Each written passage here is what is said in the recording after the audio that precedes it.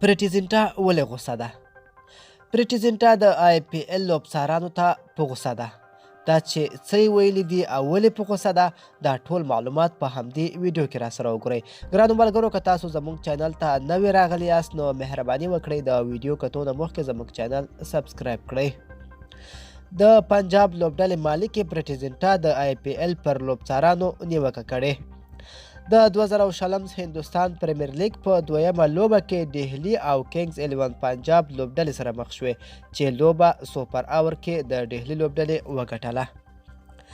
د دویمې پاړۍ د 19م اور په دریم توپ سره منایک اګریوال او کریس جورډن دوې منډې وکړې، خو لوبڅار نیتن مینون وویل چې جورډن بیټ تر لیکې نه دی رسولی، نو ځکه یوه منډه کمه کړه. خو کله چې په وروستي اور کې دریم لوبڅار یو ځل بیا ریپلی وښودله، جورډن بیټ رسولی و او منډه پوره وه. دا منډه د پنجاب ملاتړي د بریا او ماتې منډه بولي، ځکه که حساب شوی وای نو لوبه سوپر اور ته نه تله او پنجاب لوبه ګټله. ملګرو، دا به زموږ چمتو شوي ویډیو.